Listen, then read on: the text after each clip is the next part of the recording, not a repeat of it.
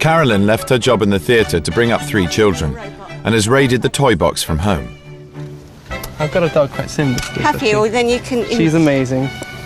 There, let me think about your dog. I think the potential pitfalls is they'll try too hard. They'll try and add gimmicks, they'll try and add artifice, they'll try and make things too complicated. The simple, clear portrait will be the one that I like most of all. I think that I managed to explore Aaron's vulnerability, not in a negative way, but in a way that made him a kind of multifaceted character.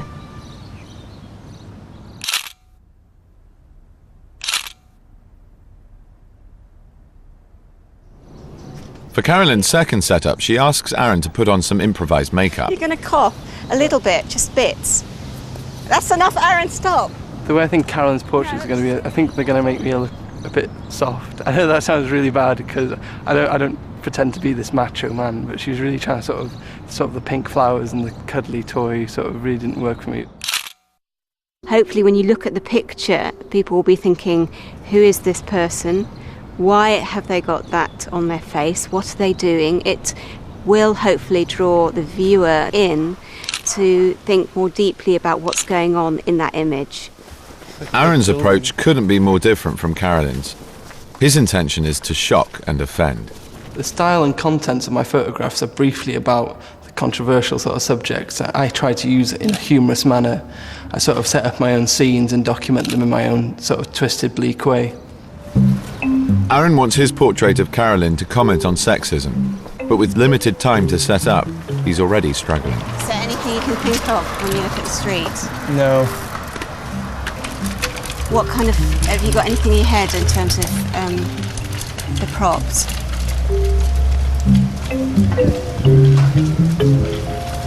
No. No thoughts about what you want to do with props? Because that might help. Let's go and ask that street sweeper if he minds lending us a hand for 2 seconds.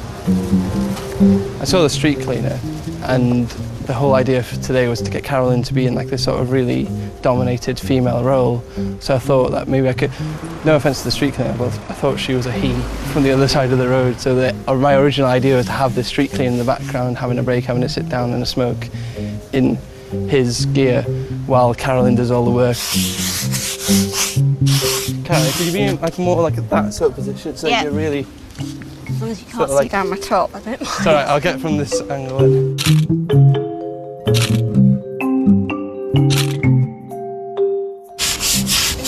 Look at me, Ashley, Carolyn. I think my work went pretty badly, actually. I mean, it was good to sort of do this out of the way, get this sort of one picture done, but now I'm ready for the next challenge. Photography graduate Lucinda Chua is posing for business analyst Jay Mawson. Do you need help with anything? No, I'm fine, thanks. Right. So Despite first picking up a camera less than a year ago, one of Jay's photographs has already featured in an exhibition at the Tate. I think I'd bring a different angle to this competition. I have no formal training. I can point at a photograph and say whether I like it or not, but I couldn't tell you who took it or who their influences were. I just know what I like and how I like to do it. For his portrait, Jay composes Lucinda as a small figure in the frame. that's great, we get going.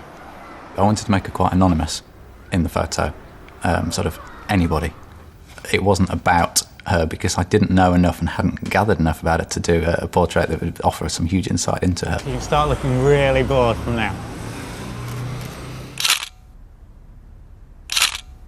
Well, the pitfalls are that they will produce something which is really a one-dimensional view of this person rather than being something that has this ambiguity and tension in it, that tells us something we don't know about this person.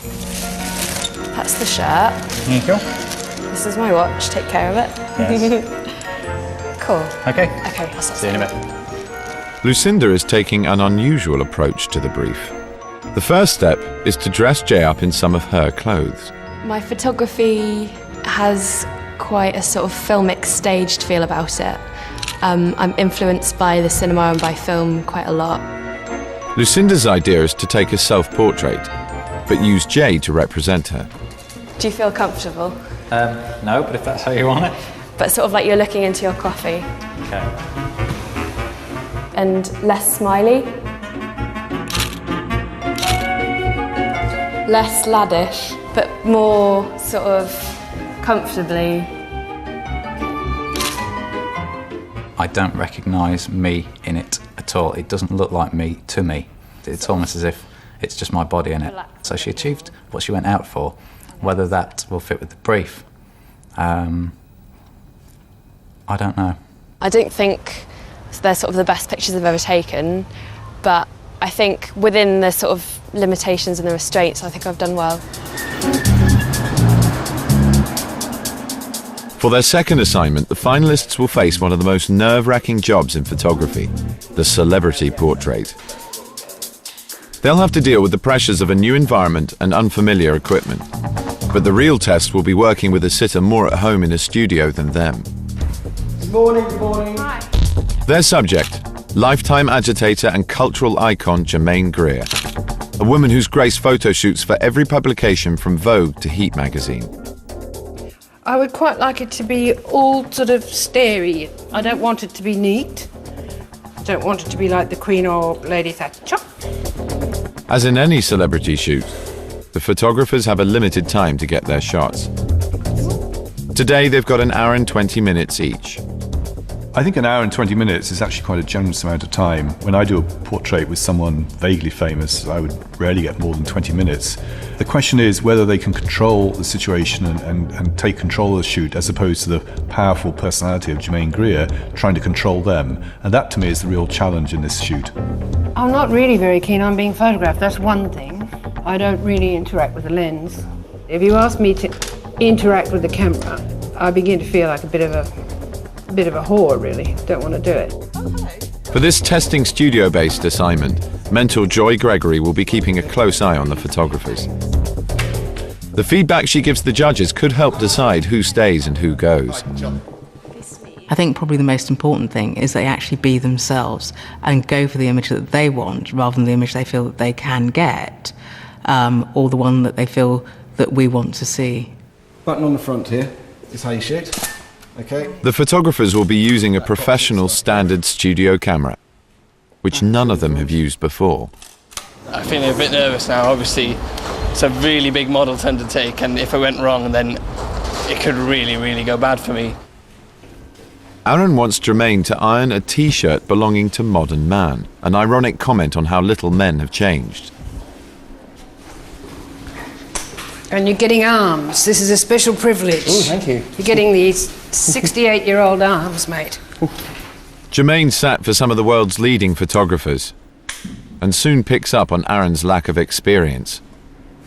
Why didn't you go to brighter light and shorter exposure? Because I don't understand these things. I admit I'm not such a professional myself, actually. You could try it that way. Yeah, so what, brighter light and shorter exposure? Yeah. You know more about this than me, don't you?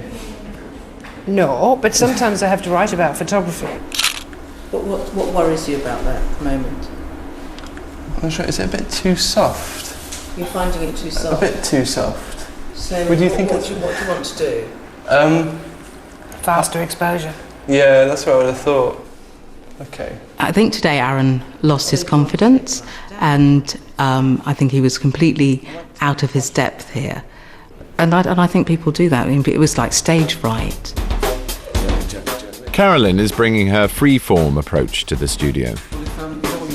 I think I want everything dark, and I will just see what happens, which is the way I work, and keep my fingers very, very tightly crossed that it's okay. So I'd like you to look in that direction, so I've got you slightly side on. Could you move your head slightly more to your left? Do you ever do cheeky? For this assignment, Carolyn used the scattergun approach, but it shows a lack of confidence, I'd say, because it's sort of, I don't really know what I want to get, so I'm going to try everything. I think if I'd been more familiar with the studio setting, I could have been more playful with positions and things like that. But I really believe